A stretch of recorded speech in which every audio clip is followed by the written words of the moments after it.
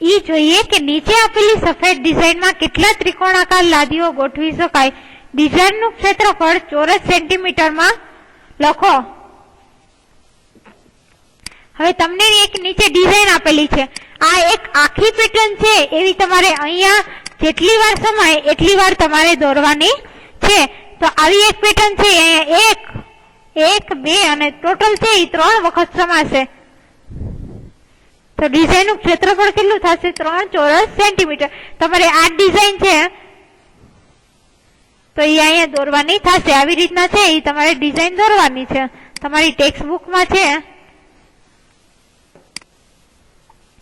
એમાં આવી રીતના તમારે ડિઝાઇન દોરવાની છે. તો આ એક, આ બીજી અને અહીંયા પાછી ત્રીજી, એવી 3 ડિઝાઇન છે એ તમારે સમાશે. તો ડિઝાઇનનું ક્ષેત્રફળ. હવે ઉપરનો પ્રશ્ન છે કે કેટલી ત્રિકોણાકાર લાદીઓ ગોઠવી શકાય. ક્ષેત્રફળ થશે 3, પણ લાદીઓ કેટલી ગોઠવી શકાય? તો એનો આપણે દાખલો ગણીએ.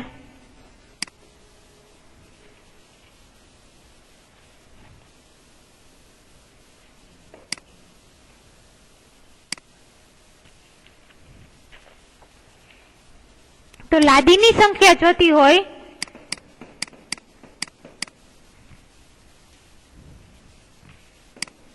ઈ છે લાદીની સંખ્યા. તો ક્ષેત્રફળ કેટલું હતું?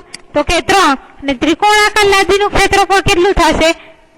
તો આવશે 1/2. હવે 2 છે આ છેદ, એનો છેદ થશે એટલે અંશમાં જશે.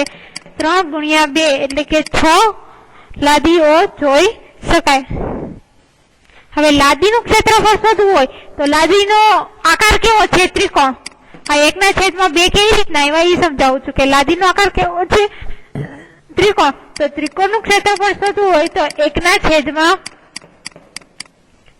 ગુણ્યા બાજુનું માપ 1 આવશે, એટલે કે આવશે 1/2. એના પછી જોઈએ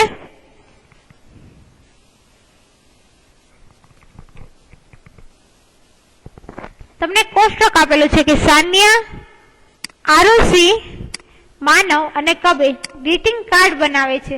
તેમણે બનાવેલા કાર્ડ નીચે આપેલ કોષ્ટક પૂર્ણ કરો. સાન્યાનું તમને આપેલું છે લંબાઈ અને પહોળાઈ આપેલી છે. તમારે પરિમિતિ અને ક્ષેત્રફળ શોધવાનું છે.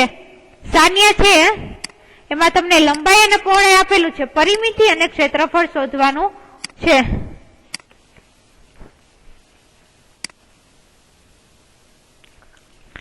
તો એમાં પેલાથી સાન્યાનું છે એ જોઈએ. ક્ષેત્રફળ શોધવું હોય કાર્ડનું તો ક્ષેત્રફળ શોધવા હંમેશા ચોરસ અને લંબચોરસ માટે ક્ષેત્રફળ શોધવા સૂત્ર થશે લંબાઈ ગુણ્યા પહોળાઈ. ફરીથી કહું છું, માત્ર ચોરસ અને લંબચોરસ માટે ક્ષેત્રફળનું સૂત્ર થશે લંબાઈ ગુણ્યા પહોળાઈ. લંબાઈને L કહી શકો, પહોળાઈને B કહી શકો, એટલે કે L ગુણ્યા B. લંબાઈ આપેલી છે 10, પહોળાઈ આપેલી છે 8, એટલે થશે 10 ગુણ્યા 8, 80 ચોરસ સેન્ટીમીટર. 80 ચોરસ સેન્ટીમીટર. ધ્યાન રાખજો, ક્ષેત્રફળ આવ્યું એટલે સેન્ટીમીટર પહેલા શું મૂકવું પડશે? ચોરસ. પરિમિતિ શોધવી હોય તો શું આવશે? 2 કૌંસમાં લંબાઈ વત્તા પહોળાઈ, એટલે કે L વત્તા B. 2 લંબાઈ છે 10 પ્લસ 8 એટલે કે 2 કૌંસમાં 18 એટલે આવશે 36 સેન્ટીમીટર. પરિમિતિનું સૂત્ર થશે 2 કૌંસમાં લંબાઈ વત્તા પહોળાઈ, એટલે કે 36 સેન્ટીમીટર એની પરિમિતિ મળશે. બીજું જોઈએ માનવ. તો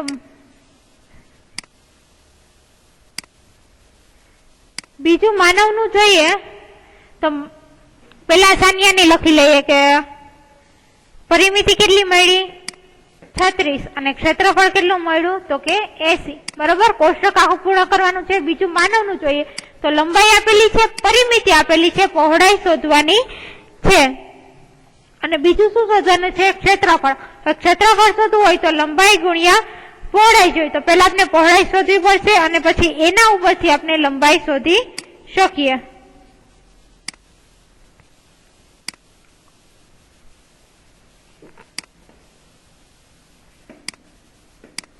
બીજું કયું છે તો કે માનવ માટે શોધીએ. તો પરિમિતિ જે આપેલી છે એટલે પેલા પરિમિતિ શોધી, પરિમિતિ ઉપરથી આપણે પહોળાઈ શોધવી પડશે. તો પરિમિતિનું સૂત્ર શું છે? 2 કૌંસમાં લંબાઈ વત્તા પહોળાઈ. પરિમિતિ કેટલી આપેલી છે? તો કે 44 સેન્ટીમીટર પરિમિતિ આપેલી છે. 2 લંબાઈ આપેલી છે 11 સેન્ટીમીટર, પહોળાઈ આપણે શોધવાની છે. મેં કીધું તું 2 છે એ કૌંસ સાથે છે એટલે ગુણાકારમાં આવશે. ગુણાકારમાં છે એને મારે બરાબરની ડાબી બાજુ લઈ જવા છે, તો ગુણાકાર હોય એનું શું થશે? ભાગાકાર. એટલે કે 44 ભાગ્યા 2 બરાબર અહીંયા કેટલું વધ્યું? તો કે 11 વત્તા 20. 44 ભાગ્યા 2 એટલે કેટલા થશે? 22. 22 બરાબર 11 વત્તા 20. 11 છે એ 20 સાથે સરવાળામાં છે, બરાબર ની આ બાજુ આવે તો માઇનસ, એટલે 22 માઇનસ 11 બરાબર 20. તો બી બરાબર કેટલું મળ્યું? તો કે 22 માંથી 11 જાય તો 11 મને મળશે. હવે એનું ક્ષેત્રફળ શોધવાનું છે.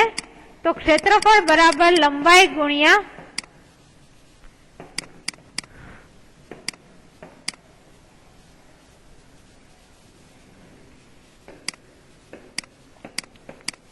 ક્ષેત્રફળ બરાબર શું આવશે? લંબાઈ ગુણ્યા પહોળાઈ. તમને રકમમાં લંબાઈ આપેલી છે 11 સેન્ટીમીટર અને પહોળાઈ પણ કેટલી મળી? તો કે 11. એટલે કે 11 ગુણ્યા 11 એટલે તમને મળશે 121 ચોરસ સેન્ટીમીટર. ક્ષેત્રફળ છે એટલે પાછળ પેલા કયું આવશે? તો કે ચોરસ સેન્ટીમીટર.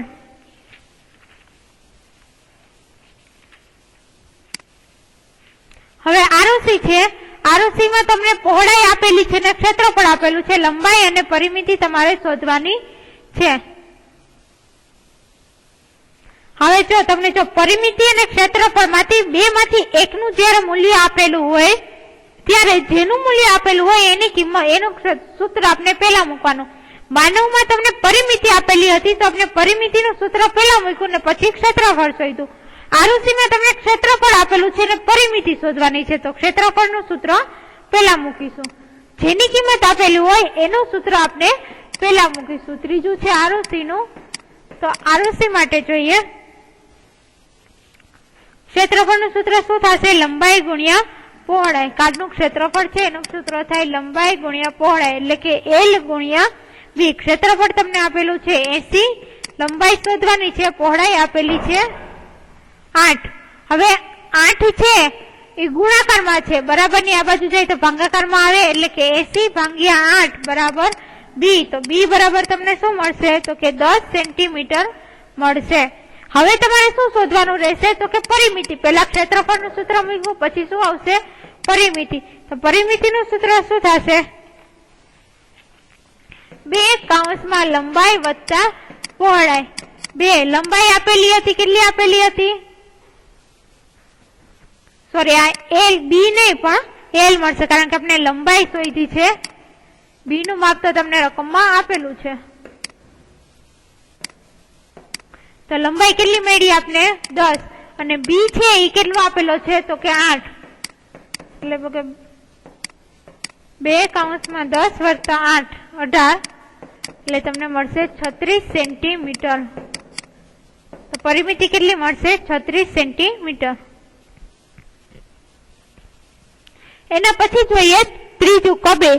તો કબીરની લંબાઈ અને પહોળાઈ બંને શોધવાની છે. પરિમિતિ આપેલી છે 40 સેન્ટીમીટર અને ક્ષેત્રફળ આપેલું છે 100 ચોરસ સેન્ટીમીટર.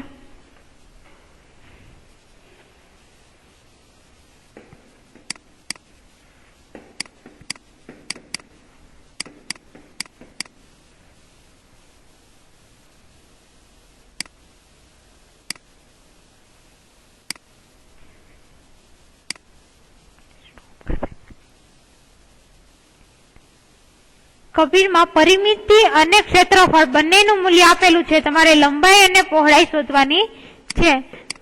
તો પરિમિતિનું સૂત્ર મૂકીએ. પરિમિતિ બરાબર 2 કૌંસમાં લંબાઈ વત્તા પહોળાઈ.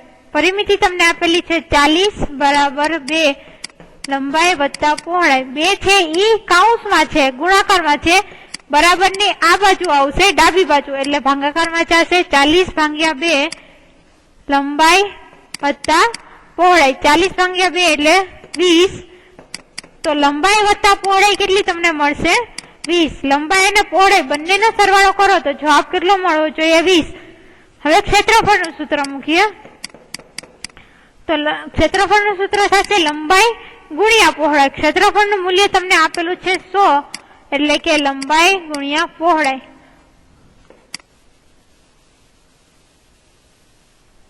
હવે શું કરવાનું છે કે તમારે લંબાઈ અને પહોળાઈ ગમે બે એવી ધારવાની કે જેનો ગુણાકાર કેટલો હોવો જોઈએ? 100. તો ધારો કે આપણે ધારીએ કે 50 ગુણ્યા 2 કરી તો કેટલો આવશે? 100 જવાબ આવી જાય. એટલે કે લંબાઈ 50 લ્યો, પહોળાઈ 2 લ્યો તો પણ 100 આવે. પણ લંબાઈ વત્તા પહોળાઈ કરી તો જવાબ કેટલો મળવો જોઈએ? 20. તો 50 વત્તા 2 કરો તો 52 થઈ જાય. એટલે આ કિંમત છે પણ ઈ પણ મળે નહીં. પછી બીજી એક કિંમત ધારો કે 25 ગુણ્યા 4 કરી તો જવાબ 100 મળે. તમારે અહીંયા જોવાનું છે કે લંબાઈ ગુણ્યા પહોળાઈ કરતા કેટલું મળવું જોઈએ? 100. 25 ચોક 100 થાય પણ લંબાઈ વત્તા પહોળાઈ 20 થાવી જોઈએ. એટલે 25 ને 4 29 થશે. તો એ પણ છે મૂલ્ય ઈ થશે નહીં. ત્રીજું ધારીએ 10 ગુણ્યા 10 એટલે કે શું થવું જોઈએ? 100. 10 ગુણ્યા 10 100 થાય. લંબાઈ અને પહોળાઈ નો ગુણાકાર 100 મળવો જોઈએ તો 100 મળી ગયો. લંબાઈ અને પહોળાઈ નો સરવાળો 20 મળવો જોઈએ. એટલે કે 10 વત્તા 10 કરો તો તમને 100 મળે. તો લંબાઈ નું મૂલ્ય કેટલું હશે? 10. અને પહોળાઈ નું મૂલ્ય પણ કેટલું હશે? 10 સેન્ટીમીટર. તો તમારે જે લંબાઈ અને પહોળાઈ શોધવાની હતી બંને કેટલી મળશે? તો કે 10 સેન્ટીમીટર મળશે. અહીંયા સુધી આપણે રાખશું. બાકીનું છે એ આગલા લેક્ચરમાં જોઈશું.